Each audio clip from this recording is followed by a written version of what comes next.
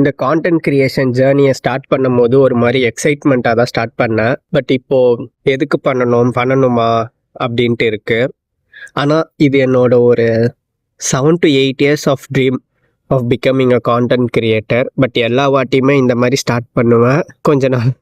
கொஞ்ச நாள் வீடியோஸ் போடுவேன், அப்புறம் கன்சிஸ்டன்சி இருக்காது, அப்படியே விட்டுருவேன். அப்புறம் கொஞ்சம் மாதங்கள் கழிச்சு அகைன் ஸ்டார்ட் பண்ணுவேன். இப்படியே தான் பண்ணிருக்கேன். ஆக்சுவலாக என்ன நடக்குதுன்னா, நீ கான்டென்ட் கிரியேட் பண்ண போகிற, நீ வந்து நிறைய பேருக்கு யூஸ்ஃபுல் கான்டென்ட்ஸ் ப்ரொவைட் பண்ண போகிற, உன்னை நிறைய பேர் லைக் பண்ண போகிறாங்க, ஃபாலோ பண்ண போகிறாங்க, நீ ஆக போகிற அப்படின்ட்டு என் பிரெயினில் நான் நினைக்கும் போது ஆன்டிசிபேஷன் உண்டாகி, ஆமாம்ல இதெல்லாம் நடக்க போதில்ல அப்படின்ட்டு டோபமைன் ரிலீஸ் ஆகும். அந்த டோபமைன் ரிலீஸ் ஆகிறத வச்சு அதே ஃப்ளோவில் நான் ஆக்ஷனும் ஸ்டார்ட் பண்ணிட்டதுக்கப்புறம் பட் ரியல் கான்டென்ட் கிரியேஷன் வந்து எனக்கு இந்த மாதிரி உங்கள் பிரெயின் ஹைஜாக் பண்ணுற மாதிரி இப்போ எனக்கு எடிட்டிங் பண்ண தெரியல.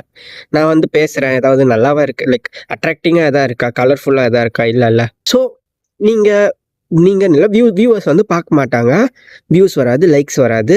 இப்போ அதான் நடந்துக்கிட்டு இருக்கு. ஸோ என் பிரெயின் எக்ஸ்பெக்ட் பண்ண ரிவார்டு வரல, ஆப்போசிட்டாக நடந்துக்கிட்டு இருக்கு. அதனால என் பிரெயின் என்ன சொல்லுதுன்னா, சரி உனக்கு எதுக்கு இது ரிவார்டு வரல, வேற ஏதாவது பண்ணலாம், விட்டுரு அப்படின்ட்டு சொல்லுது. பட் விடவே மாட்டேன், நடக்காது. இதுக்கு பேர் வந்து ரிவார்ட் ப்ரெடிக்ஷன் எரர்.